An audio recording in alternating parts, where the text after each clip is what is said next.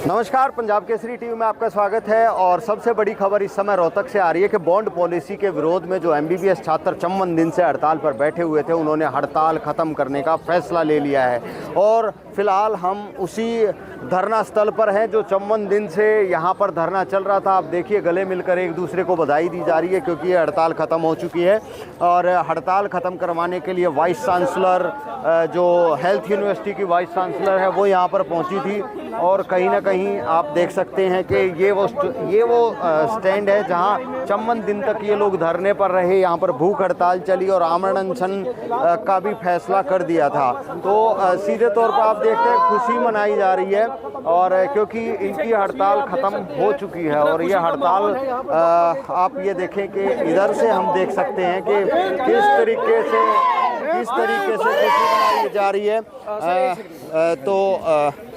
देख सकते हैं कि हिप हिप हुर्रे करके और अपनी इस जीत का वो जश्न मना रहे हैं, क्योंकि इसी का इंतज़ार था इन लोगों को। और वाइस चांसलर यहाँ पर पहुँची थी। वाइस चांसलर ने बाकायदा जो भूख हड़ताल पर बैठी हुई छात्राएं थी और छात्र थे, उनको जूस पिला करके और इस हड़ताल की समाप्ति का ऐलान करवा दिया है। तो कहीं ना कहीं कह सकते हैं कि जो मुख्यमंत्री मनोहर लाल खट्टर द्वारा जो आश्वासन दिया था, अभी एक बार जो यहाँ पर लड़कियां हैं, हम उनसे बात कर लेते हैं।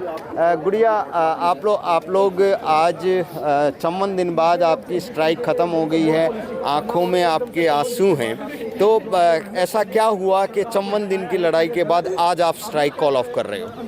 हमें सरकार की तरफ से भी 21 तारीख को एक काफ़ी पॉजिटिव अमेंडमेंट्स के साथ नई पॉलिसी मतलब गैजेट नोटिफिकेशन आया।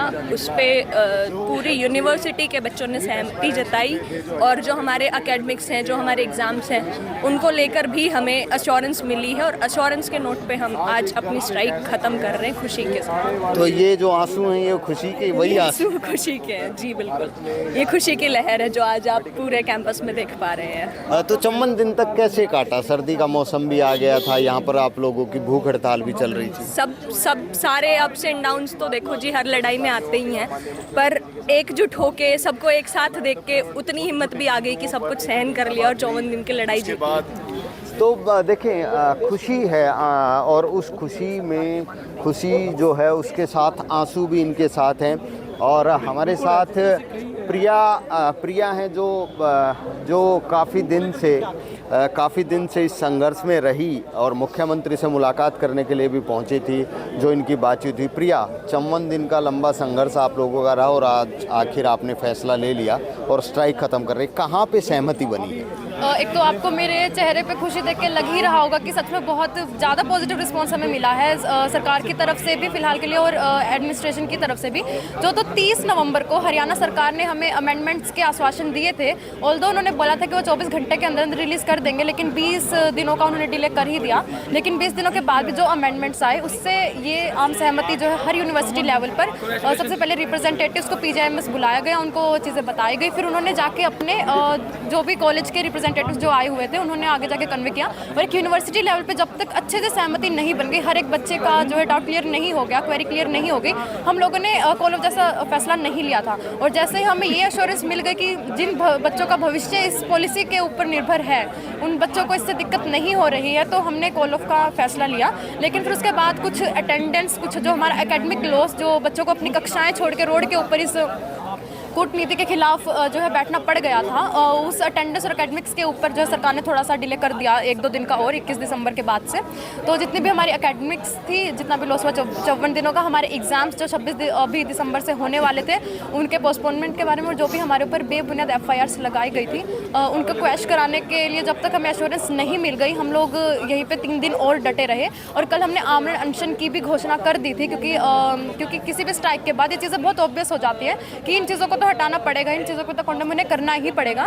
तो जैसे ही VC मैम ने हमें इस चीज़ के ऊपर एश्योरेंस दे दी और आमरण अनशन को खुद अपने हाथों से जूस पिला के ख़त्म किया, और हमें एश्योरेंस दे दी कि हमारे एकेडमिक लॉस जो भी हुआ है वो सारा पूरा हो जाएगा, आर्ट्स हमारे अकाउंट हो जाएंगे।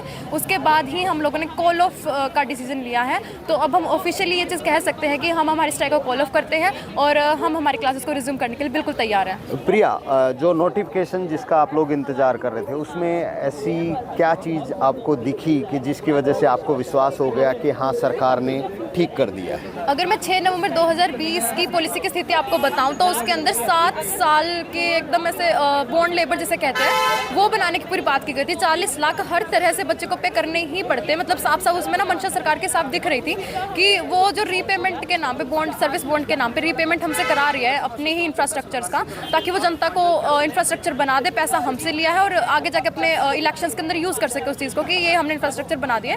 जनता को ये चीज़ सबसे पहले बताना तो बहुत ज़रूरी थी कि ये जो इंफ्रास्ट्रक्चर का पैसा ये हमसे ही हड़पने और प्राइवेटाइजेशन करने की और जो ये सरकार बढ़ रही है, और तानाशाही भी सरकार की इसमें बहुत ज़्यादा दिखी थी। लेकिन उसके बाद जैसे ही अमेंडमेंट्स हुई इसके अंदर 7 साल को घटा के 5 साल कर दिया गया।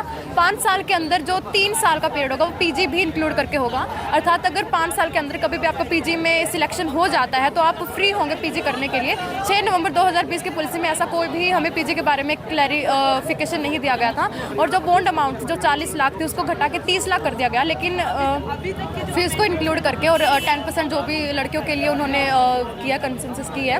तो इससे जो जितने भी ऑप्शंस है सरकार ने विद्यार्थी के लिए 6 नवंबर 2020 वाली पॉलिसी से तो बहुत ज़्यादा बढ़ा दिए। वो प्राइवेट जॉब भी कर सकता है अगर 1 साल के अंदर अंदर कॉन्ट्रैक्चुअल जॉब सरकार नहीं दे पाती है। वो रेगुलर जॉब तो कर ही सकता है, एग्जाम के अंदर जैसे ही वो पास हो जाता है रेगुलर जॉब के लिए वो प्राइवेट कर सकता है, कहीं भी जाके कर सकता है। फिर सरकार लायबल नहीं होगी कि बीच में जाके वो इंटरफेयर कर दे सरकारी नौकरी के बीच जो भी प्राइवेट जॉब जो भी कर रहा है बच्चा उसके।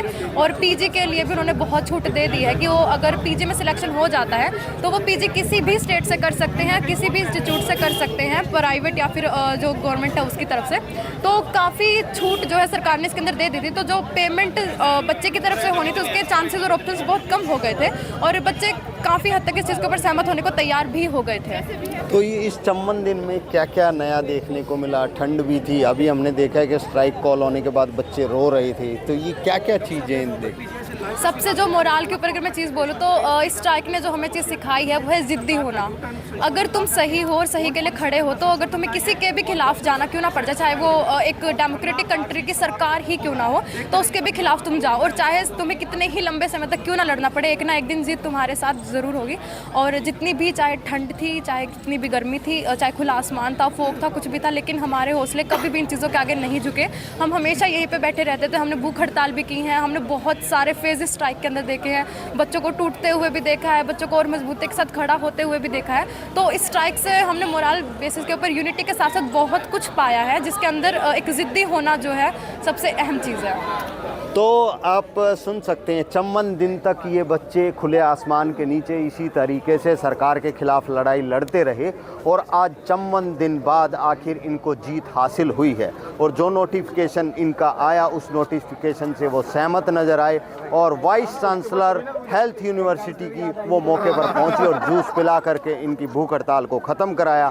और फिलहाल इन्होंने हड़ताल कॉल ऑफ कर दी है और ये सरकार ने जो बॉन्ड पॉलिसी के खिलाफ नोटिफिकेशन जारी किया है, बॉन्ड पॉलिसी के लिए जो नोटिफिकेशन जारी किया है उसको लेकर ये सहमत हैं और अपनी स्ट्राइक को ख़त्म करते हैं। रोहतक से मैं दीपक भारद्वाज, पंजाब केसरी टीवी। हमसे जुड़े रहने के लिए हमारे YouTube चैनल को सब्सक्राइब करें और नई वीडियो की नोटिफिकेशन के लिए बेल आइकॉन को दबाएं। अगर आप ये वीडियो Facebook पर देख रहे हैं तो लाइक जरूर करें और ज्यादा से ज्यादा शेयर करें। धन्यवाद।